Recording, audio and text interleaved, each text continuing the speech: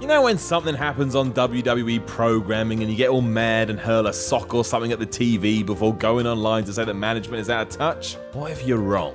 In fact, what if this isn't just a casual error by the powers behind the scene, but is actually a foolproof plan to wind you up? That's right, it's literally being done so Vince McMahon can get a good laugh out of your reaction for his own amusement. In short, he's basically trolling you, which, if true, makes him a hero, because a good troll is a work of art. I'm Simon from WhatCulture. This is 10 times WWE totally trolled you. Number 10, Emelina.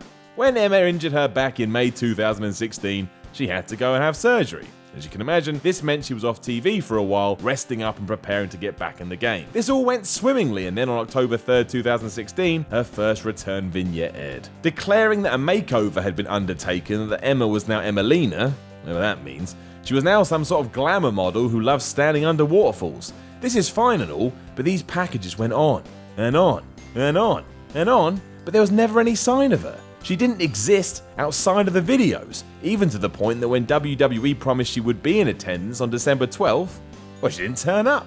That all changed on the 13th of February 2017, where finally the character debuted on Raw.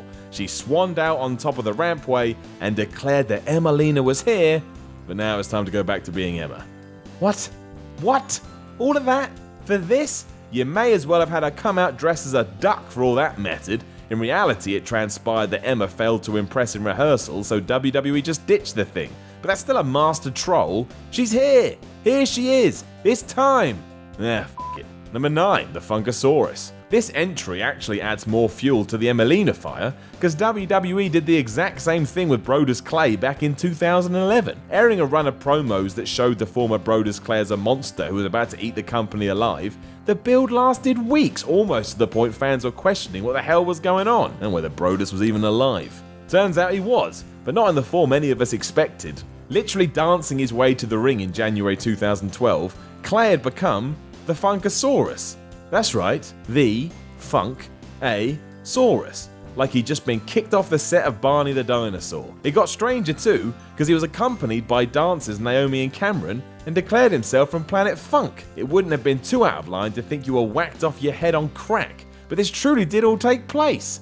It was a complete swerve that no one saw coming and did nothing for Brodus at all, so much so he was released from his contract in June 2014. But hammering one idea home and then pulling another out the bag? That's trolling, baby. That's trolling. Number 8, Daniel Bryan. Daniel Bryan was used as a trolling device constantly throughout his career, but the two most notable occasions both came at the Royal Rumble. The larger of the two came in 2014, however, when it seemed obvious to everyone and their dog that it would be Bryan's year. The Yes movement was the biggest thing in wrestling, and given that Daniel had lost earlier in the night to Bray Wyatt, all the cards seemed to be in place for a glorious Rumble win. As the match ticked on though, Bryan didn't arrive on the scene, and numbers continued to pass us all by, and Daniel still wasn't in the match. Surely this meant he was being saved for the number 30 position, and that did make sense. After all, what better way to get a super pop than arriving right at the very end? Instead, Rey Mysterio emerged and instantly became the biggest bad guy in the history of wrestling. Absolutely mauled by the crowd, fans crapped over the rest of the match until it went off air. To say they weren't happy is an understatement. Better still, WWE proved this was one big troll by doing it again in 2015. Bryan came out at number 15 and was thrown out by Wyatt after just 10 minutes. Whoops. Number 7, Vince is champ. There are few better ways to rile up the fans than by putting your own company's world title around your shoulder. That's exactly what Vince McMahon did in 1999. What a damn hero. At the apex of his feud with Steve Austin, McMahon went on a tirade that year and started things off with a bang by winning the Royal Rumble.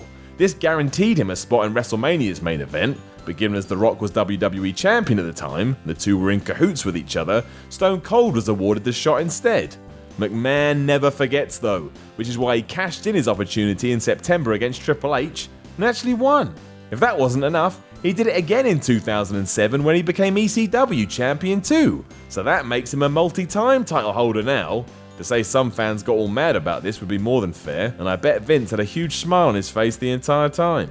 Number 6, SHEAMUS, Daniel Bryan. See? What did I tell you? Where Daniel Bryan is, trolling will be found. That's why at WrestleMania 28, Sheamus bro-kicked his head off after only 18 seconds to win the World Heavyweight title. 18 seconds. 18. Do you know what you can get done in 18 seconds? The answer is nothing, apart from terrible sex. But WWE were more than happy to have Bryan beaten in that time period, and thus the troll was complete. Although this was meant to establish Sheamus as a dominant champ, all it did was rally the troops behind Bryan and push him to heights no one could have dreamed possible. So ultimately the troll was on management, which I'm sure they all loved. Number 5. Mark Henry retires. June 17, 2013 is the best moment of Mark Henry's career, hands down. Clearly watching a lot of internet related videos and learning the art of the troll, the world's strongest man stepped into the ring with his salmon jacket and told the world he was done. A multitude of injuries had slowly crept up on him, and this was it. It was time to bicep curl off into the sunset. Deciding to do this amidst a John Cena promo, Henry took the fans on a roller coaster ride of emotions that had laughter, tears, anger, and even a bit of regret. Every word felt real, and it was a shame that Henry had been forced to go out like this. Then he looked at Cena and kicked the shit out of him before screaming, "I got a lot left in the tank." It was brilliant from both a performer and company perspective, and pretty much duped the entire wrestling world. You can pretend you didn't buy into it, but you and I both know that's a dirty lie, and dirty lies make toddlers cry.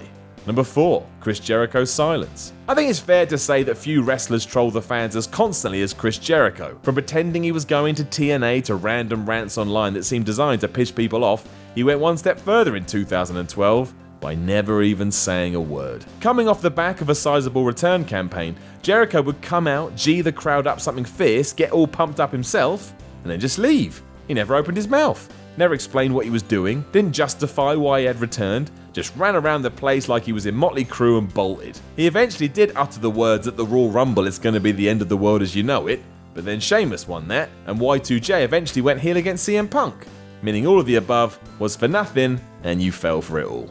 Number 3. Batista in the Royal Rumble. Remember how people were super mad that Daniel Bryan didn't win the 2014 Royal Rumble? Well, they were also super mad that eventual winner Batista did.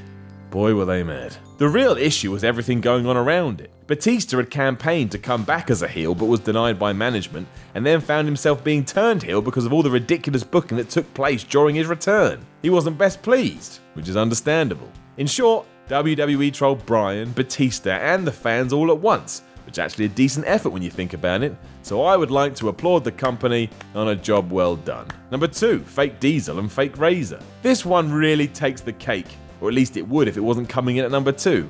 But honestly, WWE should be a bit ashamed on this one. It's one thing to troll the fans, but this was outright lying to them. In 1996, Kevin Nash and Scott Hall were huge stars for the WWE, so much so they jumped ship to WCW in 1996 and became even bigger stars. They were the Big Star Crew.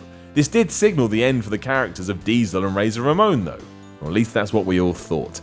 Deciding to try and pop a rating, Vince had the newly healed Jim Ross announce that he was going to bring the pair back to the company. That's right, after everything that had happened, a comeback was on the cards. It was the coup of all coups, or at least it would have been if true. Now technically, WWE didn't lie, they just told a mistruth because Diesel and Razor did appear once again for the organisation, but they were played by completely different people, one of whom was Glenn Jacobs, who a year later would become Kane. It was such a troll that not only did fans reject it, but WCW themselves thought something was afoot and offered Nash and Hall more money to stay, which makes the whole thing utterly stupid. Number 1. Roman Reigns since 2015. When you look at it this way, Roman Reigns is actually the best. Now officially one of the most despised babyfaces of all time, everything the WWE has done with him since 2015 does feel like a huge troll, and I think I love it. For starters, there was the Royal Rumble in 2015 that Daniel Bryan was supposed to win. He didn't, because Roman Reigns did. It was so bad even The Rock got booed out of there as well. Then a month later, WWE made him wrestle Bryan for the right to compete at WrestleMania 31, and Reigns won, which made the fans more mad. Following this, Roman became champ a few times, and then won it again at Mania 32 in the main event, then entered the Royal Rumble 2017 at number 30, even though he'd had a match for the Universal title already earlier that night. Each time everyone got more upset to the point now, one more of these could actually make people explode. Going on record with it right now, this is the ultimate troll, and Reigns is the best. Know of any other times that WWE has trolled us? Let us know in the comments below, and don't forget to like, share and subscribe. You can even come tell me on Twitter at SimonMiller316. I'm Simon from WhatCulture, and I ain't gonna troll you, I'm just gonna love you.